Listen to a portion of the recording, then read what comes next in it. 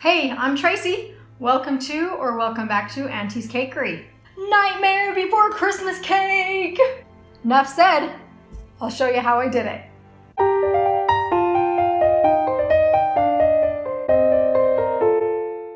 Here I have a 12-inch vanilla cake with delicious raspberry filling.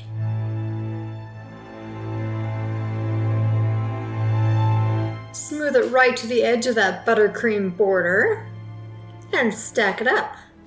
I've got 4 layers of cake and 3 layers of filling. Then I'll apply a thin crumb coat. Don't want those crumbs getting in the final coat.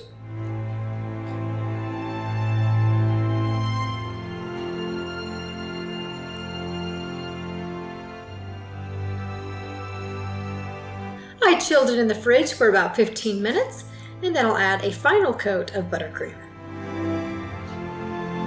Smooth it out with my bench scraper.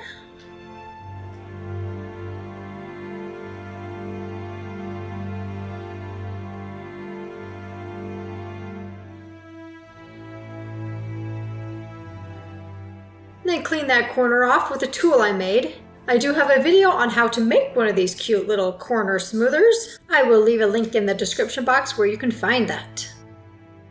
I also stacked and filled a 9-inch cake.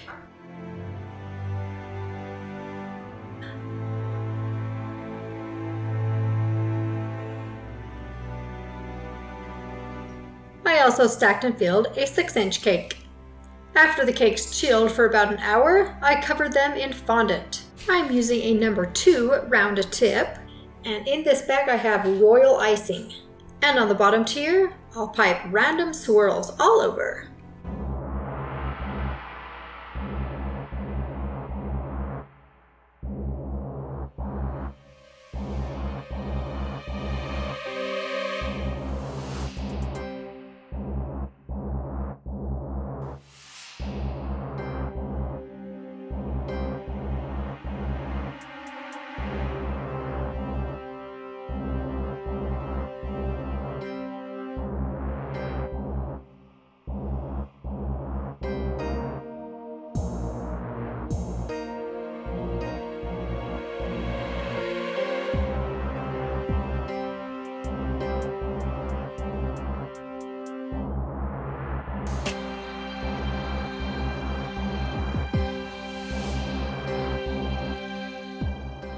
Here I'm using a damp paintbrush to clean up the ends, and that finishes off the bottom tier. For the middle tier, I'm going to add some white pinstripes. I start with a slab of fondant and just cut the stripes out, lots of them. Then right here I have a strip of wax paper. I'll just put a thin coat of shortening on that. It'll line up the stripes with even spacing.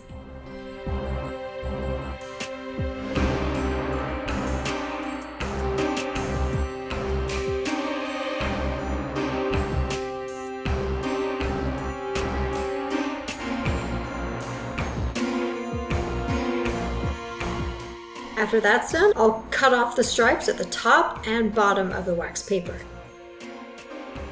Here I have a little hand steamer. I'm steaming the black fondant, first of all to get the cornstarch off, and second of all to make it slightly sticky, so when I place the stripes on, they'll stay. Take that wax paper, just wrap it around the cake. Then with my finger, I'll press on each stripe just to make sure it's sticking well.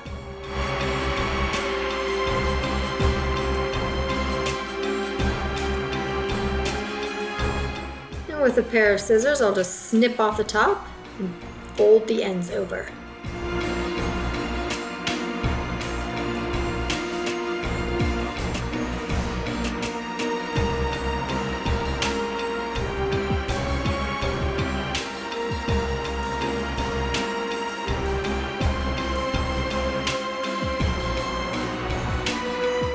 Next, I'll be working on the moon. With my cookie cutter, I will just put a slight impression in the fondant. With the yellow petal dust, I'll just dust around the edges, leaving the middle slightly white.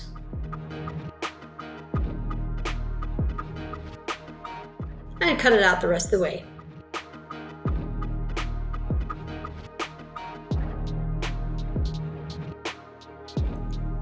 With black fondant, I'm going to make the little swirly heel. I'm not sure what exactly that's called.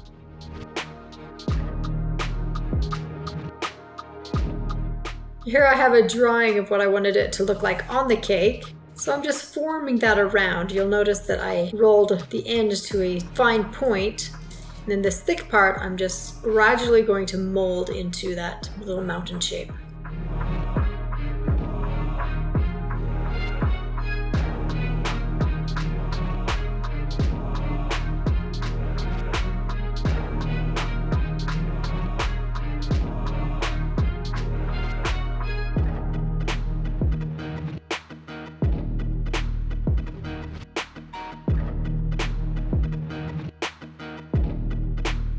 Cut off the bottom. Now I'm just going to mark where I'm putting the circle using a pin. You can kind of see there. Stick the moon right there. Then I'll add the little hill.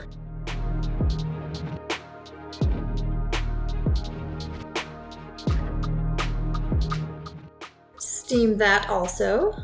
Make it nice and shiny. Next I'm going to add some fence posts, again using my royal icing. And of course this is a spooky old graveyard, so I do not want these fence posts perfect. Quite the opposite. I'm doing random sizes and random shapes.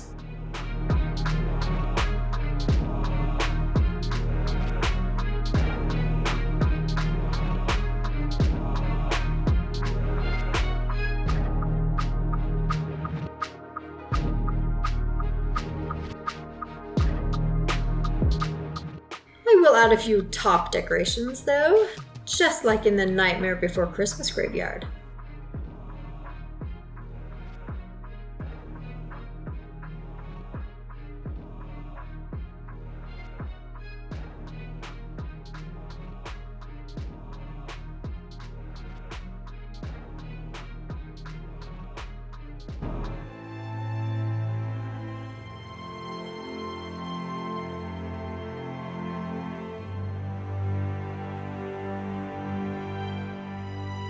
And I'll connect those fence posts.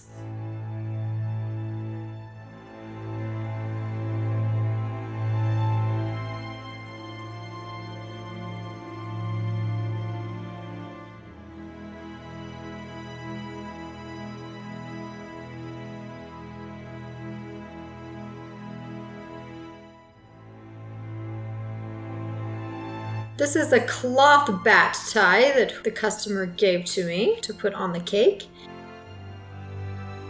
And these little figures that she bought. Perfect accent for the cake.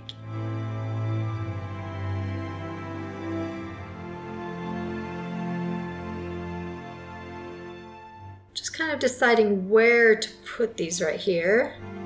I think I like the masks on the outside. There we go. Then I'll add a few gravestones around the cake and some pumpkins as well. I'll just place those randomly, well, somewhat randomly.